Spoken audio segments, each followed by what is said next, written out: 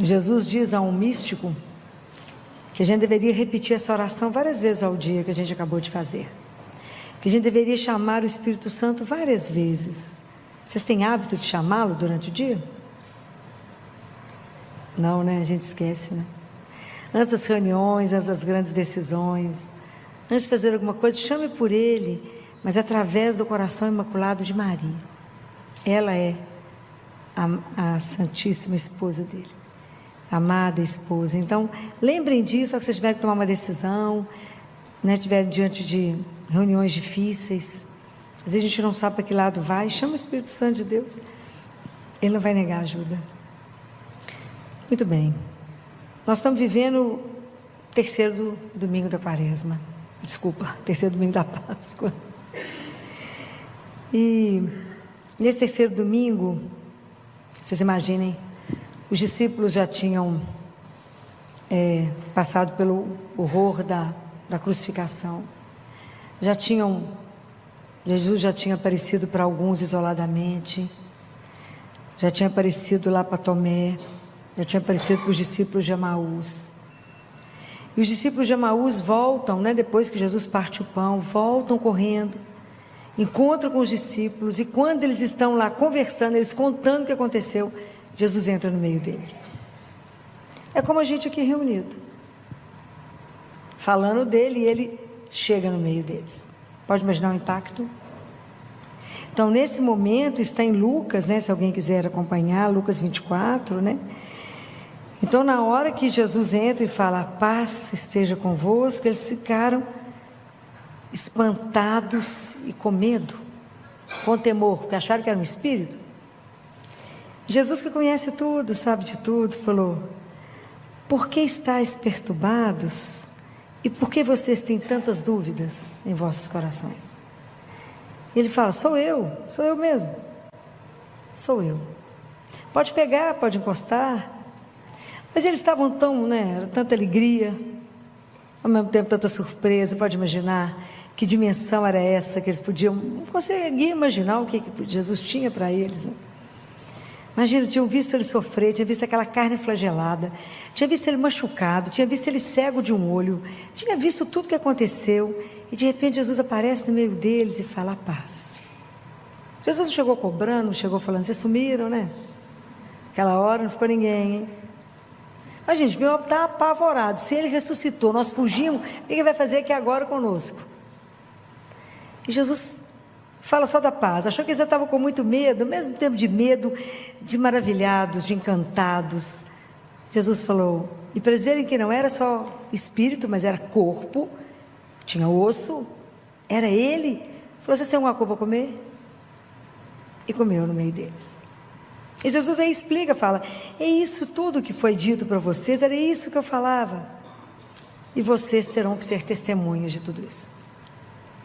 Bem, fala, Filó, naquela época eles davam conta disso, porque Jesus iluminou a cabeça deles, conseguiu que eles entendessem, abriu a mente, entregou o Espírito Santo para que eles fossem conduzidos. Claro, porque imagina como é que aquele povo, aqueles homens, que eram pescadores, iam dar conta de testemunhar Jesus, e que nós estamos hoje reunidos por causa do testemunho deles. Então, o que nós temos que aprender com tudo isso 2000 anos depois? Filó, eles estavam reunidos e Jesus chegou. Hoje, a gente repete tudo isso que eles viveram. É possível? Sim ou não? Sim? Aonde? Aonde? Quando? Fala alto. Sim. Então, todas as vezes que a gente se reúne para celebrar a missa, para participar da missa, nós estamos repetindo isso aqui que os discípulos viveram. Eles estavam reunidos falando dele. E nós, quando reunimos, a gente vai escutar a palavra. Aliás, a primeira coisa que a gente fala é agradecer a Deus por ter nos dado Jesus, não é assim?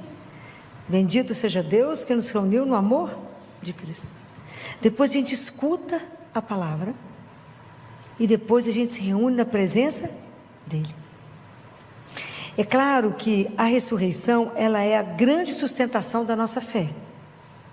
E isso é uma coisa que tem que ser fortalecida, dita, conversada, porque é nela que nós nos seguramos.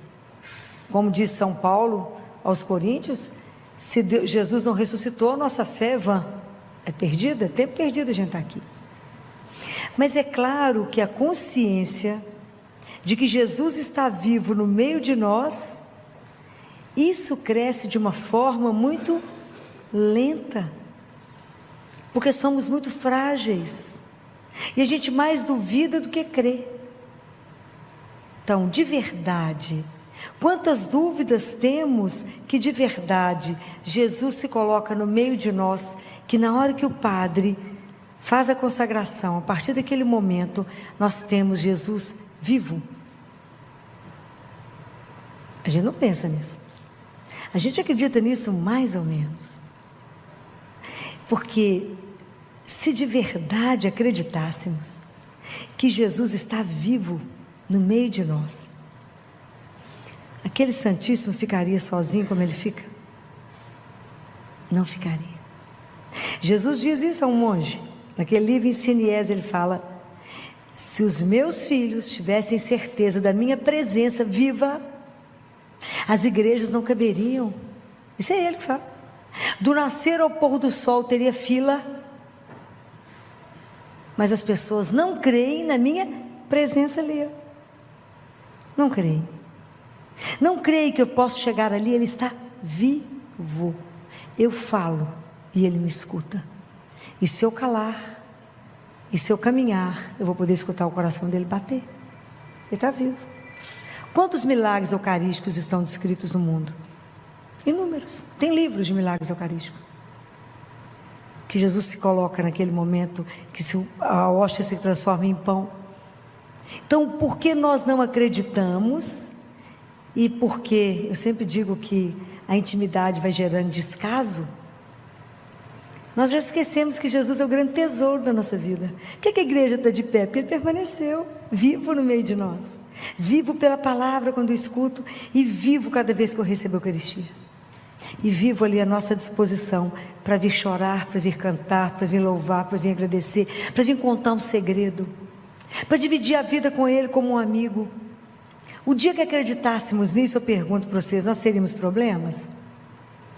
Nem meio. Tudo a gente viria contar para Jesus. É o mesmo Jesus que andou na Galileia. Isso é uma coisa tão fantástica, né? O mesmo Jesus que andou, que curou tanta gente, que fez o que fez, está aqui no meio de nós hoje. Então, por isso que a nossa caminhada é tão lenta, o nosso processo de conversão é tão devagar, por causa da nossa miséria. A gente vive nessa, igual os discípulos aqui, ó, num estado de encantamento, e ao mesmo tempo um estado de: será que é verdade? E quantos duvidaram já, e quantos padres duvidaram, e quantas, o milagre de Lanciano, exatamente por causa da dúvida do sacerdote que olhou e falou: será? E aí, na hora, o pão se transformou em carne, e foi mandado para estudar pelos cientistas, e eles mandaram para o mosteiro escrito: o verbo se fez carne. Ser fibra cardíaca, e o sangue era sangue humano, O positivo. Que até hoje faz 5 coágulos, tem o mesmo peso junto e separado, dissolve, coagula. Esse milagre se repete todo ano. Está lá exposto, é só ir lá ver. Mas a gente duvida. Então por isso a gente vem comungar e não presta atenção onde estamos indo. Quando o ministro passa, a gente continua sentado, a gente não levanta e se reverencia, e é Jesus vivo. E a gente vem comungar e traz um cachorro e segura ele no colo, o tempo do cachorro pegar na hóstia. Não pega porque eu coloco dentro da boca de quem traz aqui com o cachorro. Perdemos a noção do sagrado. E eu pergunto para vocês: é possível vivermos sem a Eucaristia? Não é Ele a nossa força, é o nosso sustento. Ele é nossa vida, é o ar que a gente respira, é o nosso amor. Como é que eu posso ser transformado se eu não me encontro com Ele? E como é que eu posso ser testemunha dEle se Ele ainda para mim não é vivo? Como que eu posso testemunhar a beleza de caminhar com Deus que é vivo? Como eu posso testemunhar isso? Apenas se eu experimentar.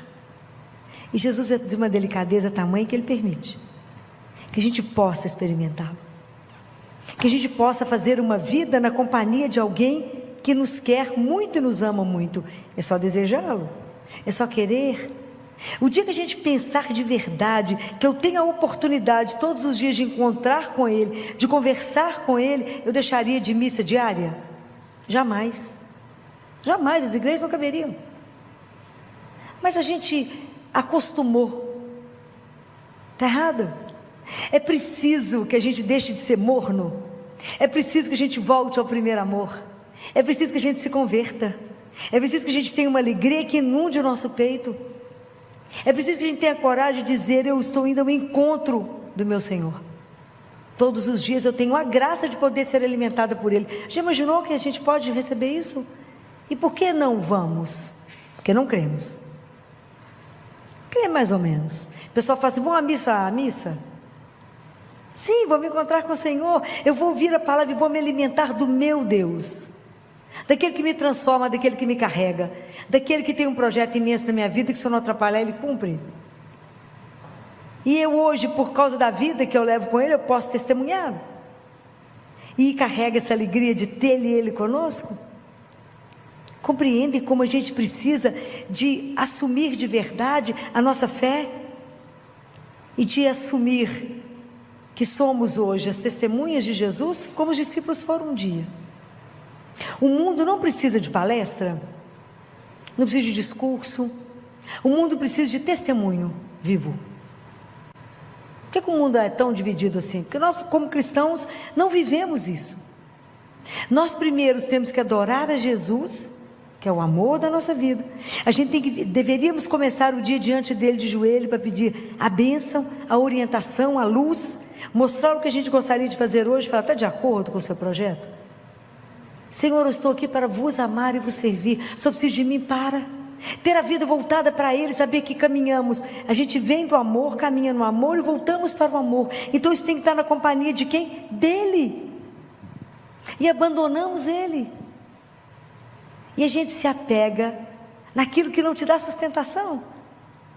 A gente vive de mentira, de ilusão, quando Ele é real. Quanto tempo a gente perde, quanta tristeza carregamos, quanta mágoa no peito, quanta dificuldade, porque nos falta coragem de vir aqui falar: oi. São João Maria Vianney teve uma visão belíssima de que cada pessoa que chega para visitar o Santíssimo, Jesus recebe com um beijo. Ainda bem que a gente não vê, porque ia cair mortinha se eu visse uma cena dessa. Pode imaginar o que é ser recebido por Ele, saber que Ele está ali vivo. Isso é o maior tesouro que nós podemos carregar. Isso é riqueza. Essa é a maior riqueza que a gente carrega na vida. Qual é? Ter Jesus vivo, que eu posso cutucar Ele e falar: Jesus, e falar: oi, vou te contar um negócio. Isso é espetacular. Ele não marca a hora, Ele não te fala que dia você pode vir, Ele não te define que roupa que você tem que usar, e Ele não cobra nada a hora dele de graça. E Ele fala assim: quando você vier, traga para mim os seus problemas, a solução eu as tenho. Olha que coisa espetacular, que eu posso chegar perto dele e falar: Jesus, eu vim te contar esse problema. O senhor falou que era só para contar? Então tá bom, então o problema está dado. A partir de agora eu estou por sua conta, já não tem mais problema nenhum, porque o Senhor vai resolvê-los. É essa confiança. O que mais ofende a Deus? A nossa desconfiança nesse amor. Então é preciso ter a coragem de cantar no mundo, essa certeza de que a morte não tem a última palavra. Então vocês imaginam quando os discípulos puderam ver que aquele homem na cruz que morreu estava vivo, comendo? Como é que é isso? Essa a proposta que Ele trouxe para nós. Isso que Ele veio revelar, que somos filhos do Altíssimo e que a nossa vida é eterna.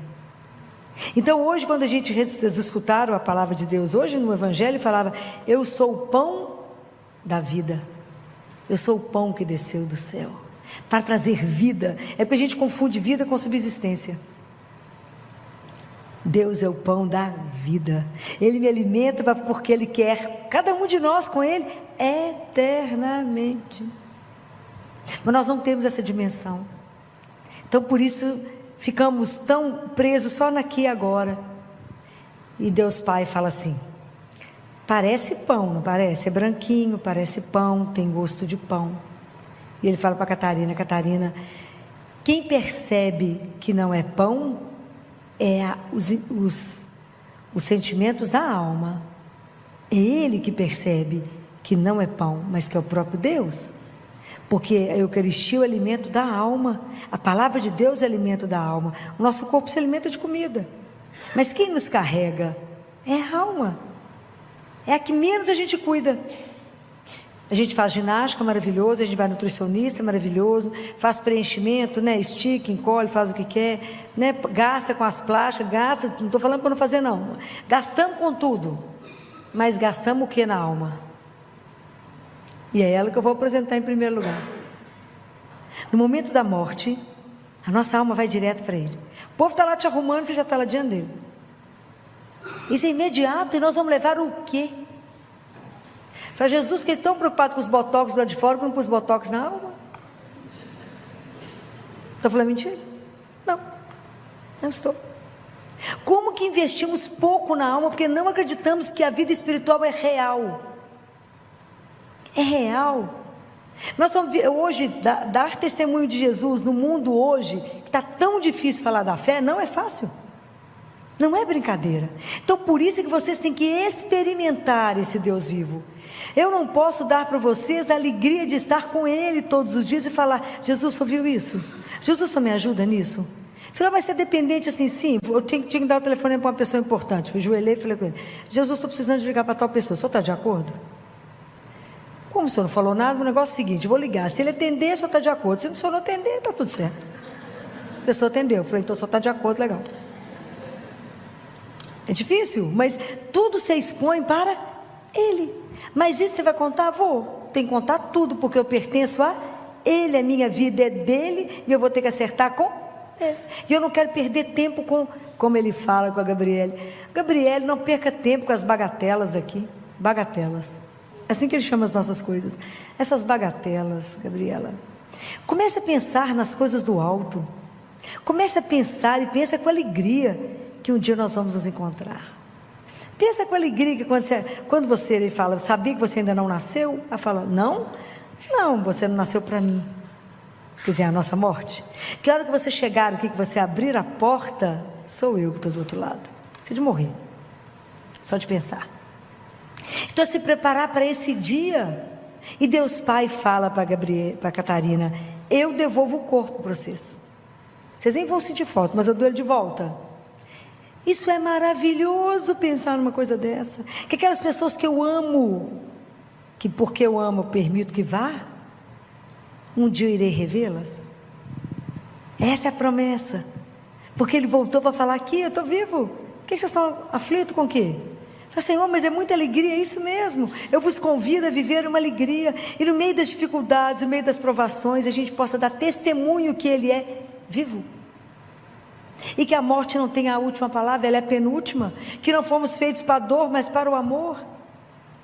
Então testemunhar isso no meio da dificuldade. Na hora que a vida está pegando fogo, para. Se você não sabe para onde ir, para. Feche seus olhos e fala: Jesus, o Senhor é minha luz, me dá o caminho. Eu não estou enxergando nada, mas se o Senhor me der a mão, eu não vou ter medo. E o Senhor dá o caminho. Se o Senhor der o caminho, eu posso pisar que eu não vou cair. Essa confiança, essa intimidade, é isso que os discípulos viviam, e é para isso que Ele deseja que a gente esteja em paz. Essa paz que o mundo nunca vai te dar. O mundo te tumultua. Tudo que é de Deus tem que gerar paz. Todos os sentimentos que geram paz em você não te pertencem, é dele. Todo pensamento bacana que a gente tem não vem de nós, vem dele. E aprender que essa caminhada Ele quer fazer conosco, como Ele fez com os discípulos de Emaús. Hoje Jesus andou com vocês o dia inteiro, talvez vocês não tenham percebido que Ele andou com vocês o dia inteiro, que Ele te socorreu em tantas coisas que a gente não viu, porque os nossos olhos não estão treinados, porque a gente acha que a gente consegue as coisas pela força das nossas mãos. Eu digo para você: não confie em você, confia nele. Tudo conta para Ele. A mínima coisa conta para Ele. A mínima coisa conta para Ele. Conta seus desejos, seus sonhos, seus medos. Fala com ele: Jesus, eu queria tanto vos servir. Fala com ele: Jesus, eu queria de tanto viver uma fé de verdade. Eu queria tanto não idolatrar ninguém, a não ser o Senhor meu Deus. Eu não quero prestar atenção na minha conta bancária e ter ela como minha segurança, mas a minha segurança é ser o Senhor. Não no nome que eu carrego, no sucesso que eu faço, na beleza que eu tenho. Não é isso, no Senhor. Entender que tudo isso é nada, como diz Paulo, mas apenas o Senhor é tudo em nós. Será que nós, como cristãos, vamos dar conta de verdade de ter desejo, né? Guardem isso. Cristianismo é a religião do desejo. Deus nos deseja mais que a gente deseja Ele. Mas que a gente possa desejar Deus e falar: como que eu posso viver sem Ele? Por que eu preciso vir à Eucaristia? Por que eu preciso ser alimentada? Essas coisas são tão impressionantes que eu nunca tinha passado pela experiência de ficar sem Jesus muitos dias e meses. Como eu ganhei dele a graça que eu pedi de Eucaristia diária, eu devo ter mais de 30 anos de Eucaristia diária. Na pandemia, acabou. Na pandemia, a gente trabalhava todos os dias no hospital, fui da linha de frente, sozinhos.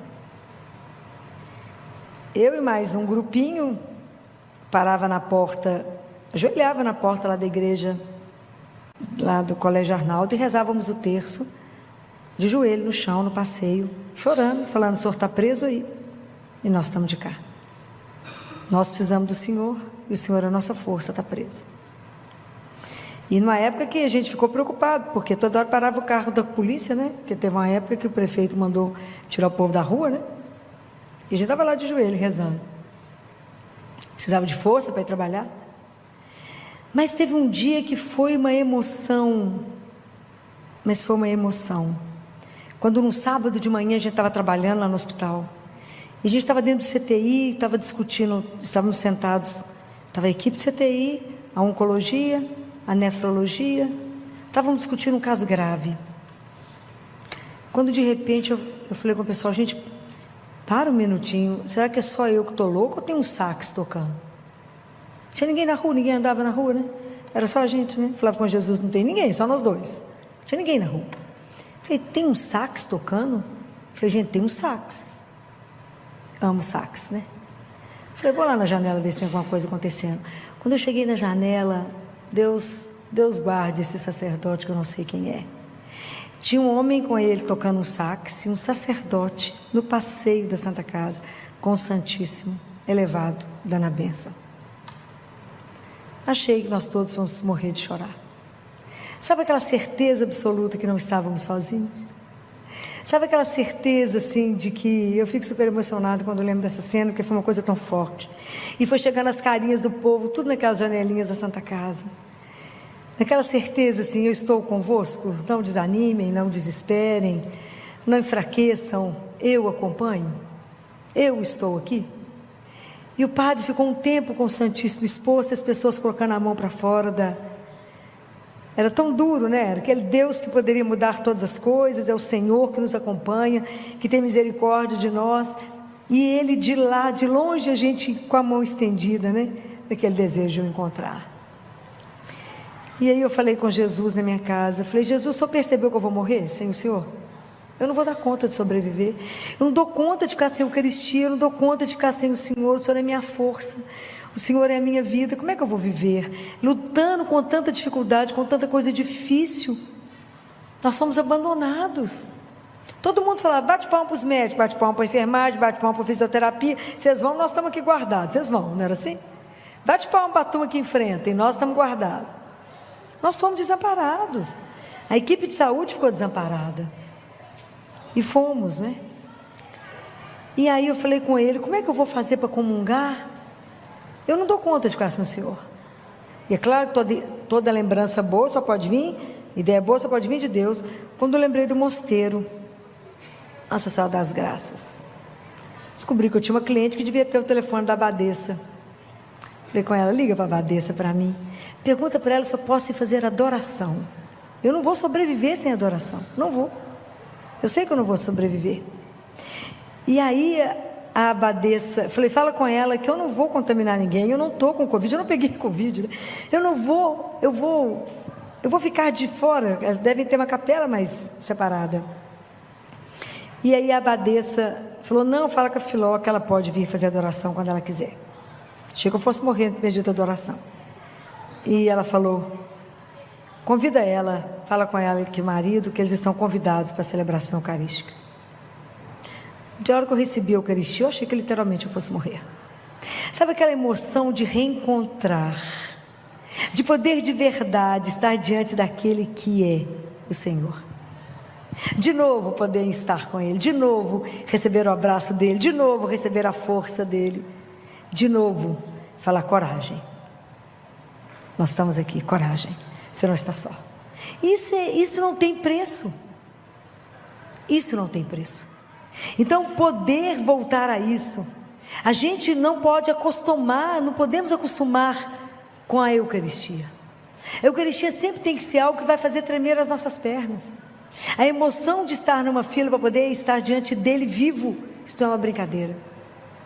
Mas é claro que por isso o nosso processo de conversão é tão lento. Ele só começa, eu acho que a gente vai até o fim da vida.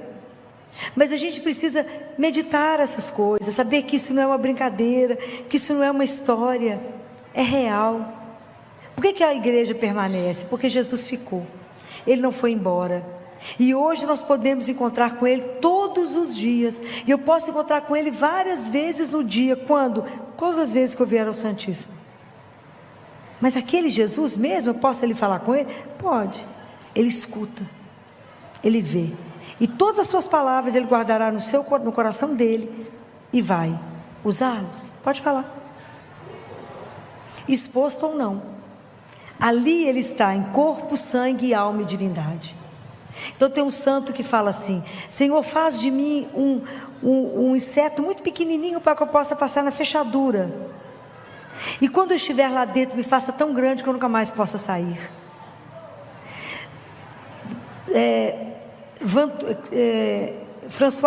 François Xavier, que é o Vantuan, foi um sacerdote, foi um arcebispo de Xangai, que foi preso quando o comunismo chegou em Xangai.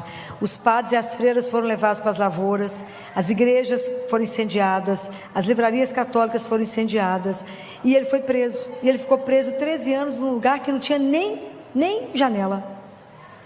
E aí, quando ele foi preso do jeito que ele estava, não tinha nada.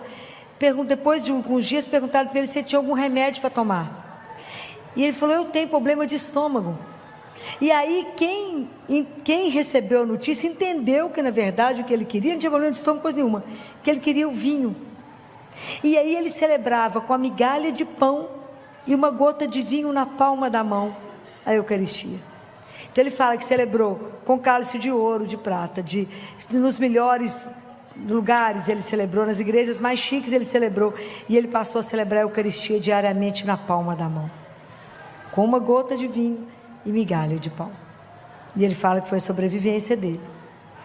Depois que ele saiu, que ele foi libertado, ele foi trabalhar no Vaticano, e o cardeal que cuidava do João Paulo II falou com ele: vem cá que eu vou te mostrar a capela do João Paulo II, Santíssimo. Ele foi e falou com ele assim: você vê alguma coisa diferente nessa capela?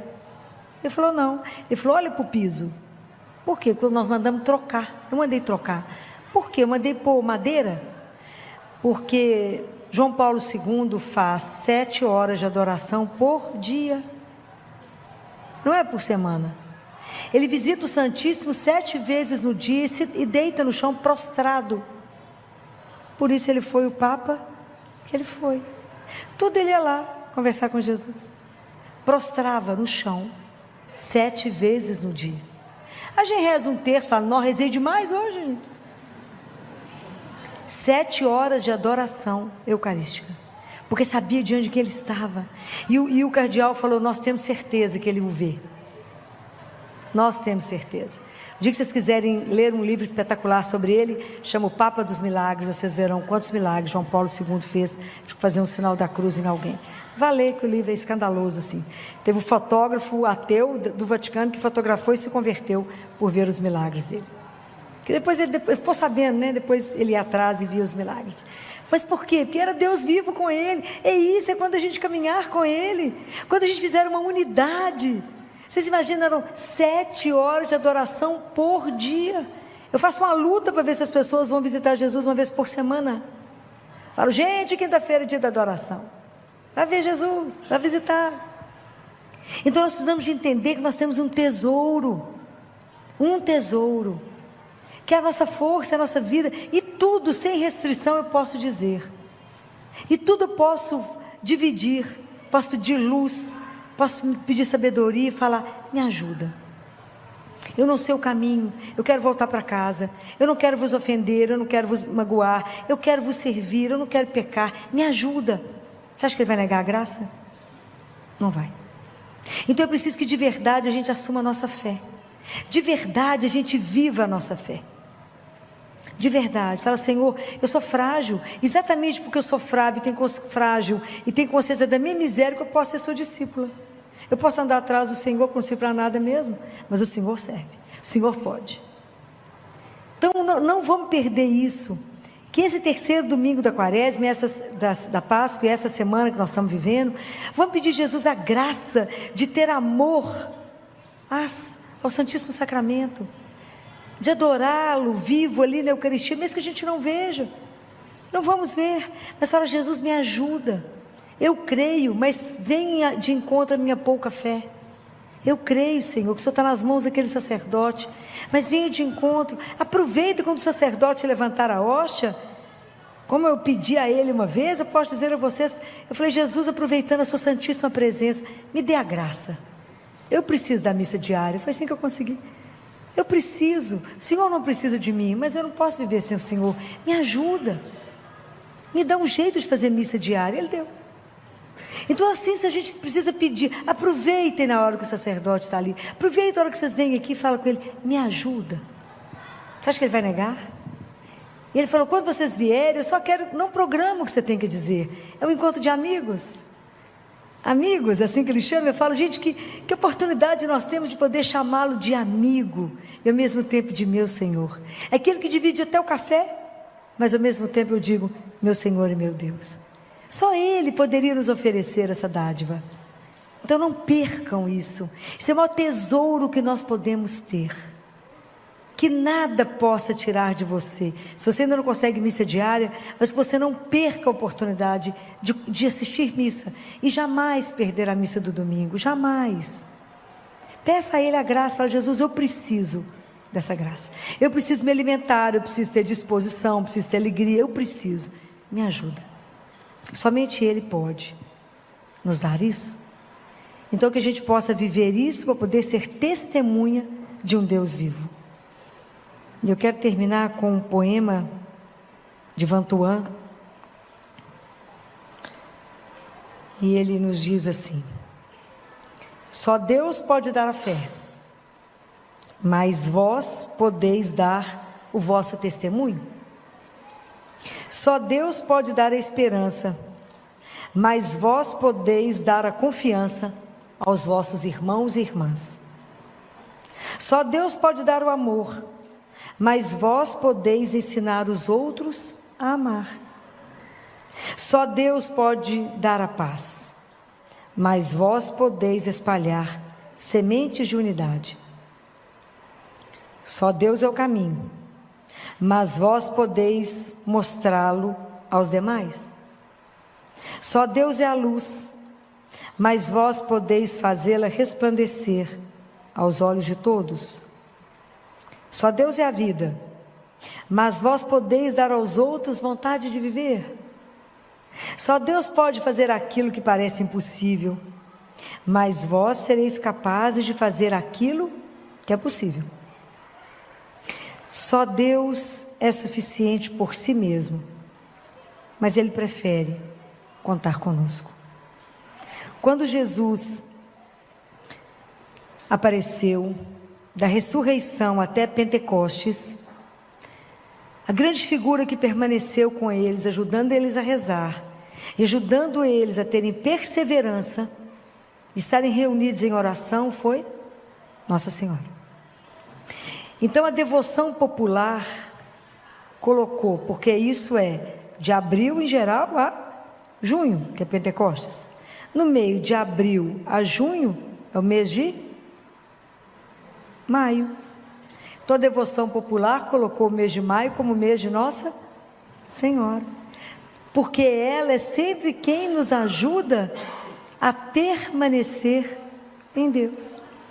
É ela que nos ajuda nos ensina a obediência, é ela que nos ensina a amá-lo, é ela que nos ensina a adorá-lo, e ela que nos ensina que depois de adorá-lo e de amá-lo, a gente vai em direção ao irmão. Mas primeiro eu estou com ele, eu me alimento dele, para depois estar com o outro, como Madre Teresa. Madre Teresa ficaram algumas horas em adoração, e depois ela ia trabalhar. Primeiro ela se enchia do amor dele, para depois levá-lo aos outros. Não tente mudar a ordem, porque não dá certo. Até para ajudar alguém, eu preciso de Deus. Tudo a gente precisa dele. Então a adoração é a maior das caridades. Primeiro eu preciso dele, para que ele me ensine a amar. Porque sem Deus, nós somos pobres demais para amar os pobres. Que Deus tenha misericórdia de nós, da nossa miséria, e nos ajude a experimentá-lo, a viver essa relação de amor, para que a gente possa revelar aos outros o quão maravilhoso é caminhar com Deus vivo. Que Nossa Senhora nessa noite interceda por cada um de nós, que assim seja. Amém.